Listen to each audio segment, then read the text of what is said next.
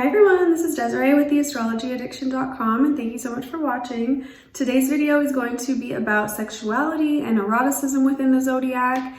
And basically, I know that when people get interested in astrology, they especially want to know about their relationships, their partners, and compatibility. They also usually want to know about sexual compatibility, what to expect, and where maybe challenges might arise. So Libra in the zodiac, Libra is ruled by Venus, and this is actually a masculine sign. So Libras are actually quite aggressive and dominant in their approach, especially to relationships. They are the zodiac sign that is most associated with partnership and relationship and balance, and those things are all very important to a Libra. So when they're when they're on the hunt and they're kind of looking for a person, they know what they want, and if they'll approach you, they'll do it in kind of a more sly way, like a more casual way. Maybe do it in a way that they know that they like you and that they want you. They kind of have set their eye on you, but they want to go about it in a casual, maybe in a social setting. Like they would maybe bring a friend with them. Libras are all about, being with someone. So they're usually not ever doing something totally alone. They can, but they certainly feel a little more comfortable when they're in a partnership situation. So maybe they will bring, go with one of their best friends or something and kind of approach you that way and see how you respond to their approach. And guys as well, they can definitely use like the wingman technique. Like that would be something a Libra would certainly do. And in the bedroom, they definitely want to please their partner. Partnership is very important to them, so they can always kind of crave to have someone with them, even if it's not like an authentic union. They can definitely just be like attracted to the feeling of having someone with them. So they could be someone who might do one night stands more often. Libras also can definitely say things to you. They're an air sign, so they're very communicative. They might say a lot of smooth things to you, think that they can kind of smooth talk you and get you to do what they want. They can be a little bit potentially deceitful. I wouldn't say any of the signs are like liars or anything, but they would be kind of like the player. I would say like a Libra would be more inclined to something like that, where they always want someone like new around them. And they also are known, especially women are known to kind of mirror their partner. So if they are in an intimate situation with a partner, they might like kind of lean into whatever behavior or whatever type of act that the other person wants to do, or that they are like kind of pushing on the person. The Libra would definitely just kind of like do the same thing. Like if you've seen the meme where it's like Spider-Man and it's like when you turn into your significant other or something and they're like looking at each other.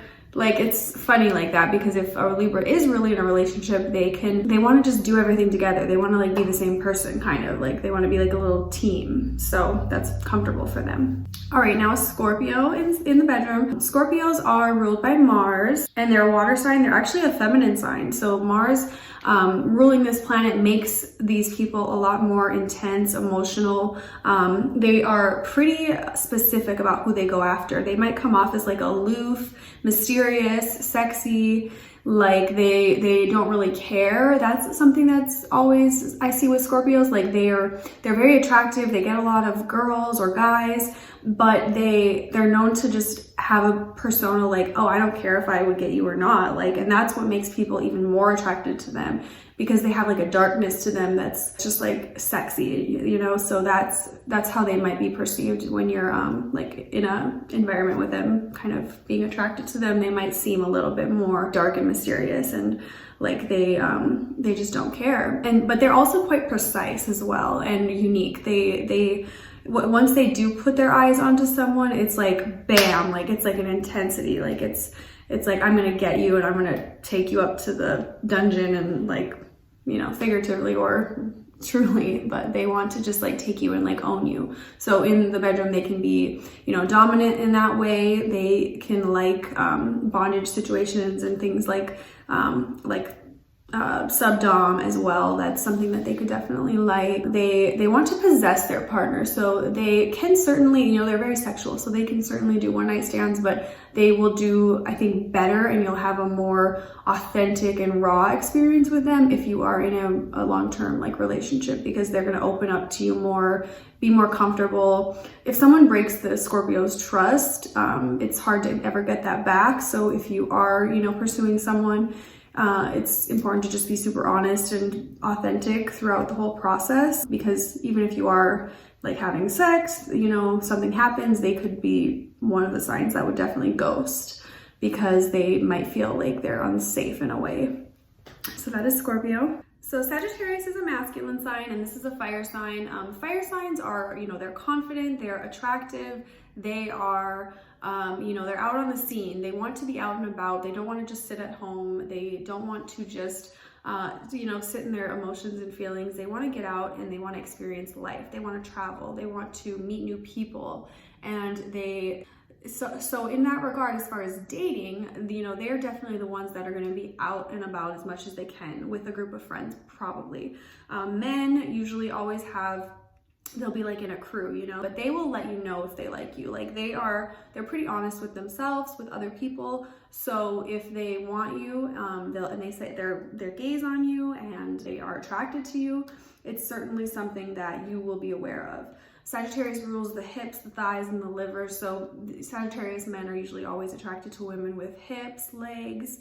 If they're tall, he probably likes those types of women, and definitely is like the more erogenous zones for them. So in the bedroom, you know, Sagittariuses like to explore. They like to try new things. They don't like to just do something boring all the time. They would be the type of sign who might want to experiment with toys or with just different like games, kind of. I could see them being like really into playing games and having fun with the act, not being so like raw and emotional and like, you know, like a water sign. Try new things all the time, like toys especially.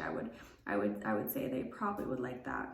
So Capricorns are a little bit more, you know, rigid. They still can be pretty sexual, of course, as with all of the signs, but they are more picky. They definitely want to be with someone who has their stuff together, who is probably a powerful person, would be more attractive. Like the Capricorn would go for like the leader of the group, you know, the person who is the CEO or making the most money or who has the nicest car. Like those things are all very important to Capricorns. They want that kind of clout that comes with sexuality. They like power dynamics in the bedroom. Capricorns would definitely like some type of a power like game. I don't know everything about the different, like, there's like tests on the different types of sexualities, but I know that they would be more into something that has to do with like a power, like a game, you know, like the movie 50 Shades of Grey or something. Like he total Capricorn, you know, wears a suit, like has to be in control of someone. They're very like in control. So getting in a situation where they're more intimate and out of control is going to be difficult for them. So I could see them being definitely more in long-term relationships, but still taking it very serious, like taking the act more serious, and not just having like casual relationships. I don't see many Capricorns that do that, and if they do, it leads to kind of like long-term unhappiness more so. Now Aquarius, you know, Aquarius is a air sign, and Aquarius is all about adventure and trying new things, unique weirdness. So a lot of times you see a high level of Aquariuses with people who are lesbians or any type of like different, not just basic like sexuality, people who want to try new things that aren't afraid of it. They don't like to be controlled. They don't like to be bossed around. They don't like to, they don't like to be with someone who's boring. You have to definitely hold their conversation, have a good mental rapport with them. They very much are about communication, so you have to be able to hold a good conversation and be smart and not like suffocate them. Aquariuses need a lot of room to breathe, so they may, they definitely do like sex, and they like weirder, kinky type of sex, I would say, but they don't want to constantly, like every single day, be with you and do it. They would do well with like long distance relationships, and, you know, things that are a little more unconventional, they would do really well with. So, you know, in the bedroom, keeping it fun and light, and, you know, maybe bringing in new partners along the way would be something that they would really enjoy, or just even doing it in like weird, unique places for sure. Now, Pisces is a feminine water sign. So Pisces they're someone that wants to merge with their partner. They want to become one with you. They want to get lost with you in the act. And if there's not a lot of other things kind of like muddying that within their chart, they will be, you know, very like emotional and want an intimate connection. So that's something to keep in mind. But they also a lot of times will want to go to like addictive tendencies to release their stress. So sex can sometimes be one of those outlets for them. It's a way for them to kind of get out of their head and get out of their body a little bit and just relax and release. And so Pisces can certainly be known to have more one-night stands just because their boundaries are so blurred. You know, they don't really like they respect themselves, but they don't see their body usually as being like this pillar of like, I can't share this with anyone. Pisces is more like, I want to experience as much as I can. I want to, you know, get out of my body and just. Sorry, my video cut off. But they want to get out of their body and they want to kind of have an escape.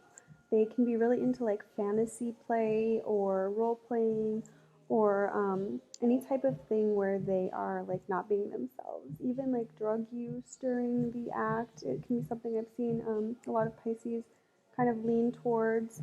But the fantasy realm is much healthier, obviously, and a good way for them to get that fix of what they want, like within that creative kind of fantasy world, without having to be over the top, like, you know, like doing a drug or doing something more dangerous that puts yourself at risk.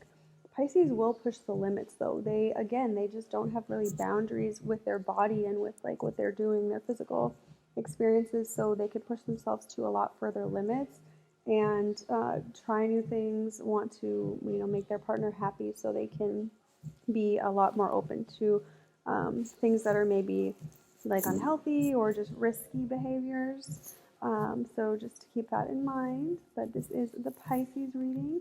So I hope you guys enjoyed this. If you'd like to book a reading with me, my links are in the description box. I have a sale going on right now for 2020. So thank you guys again. Have a great night. Happy New Year.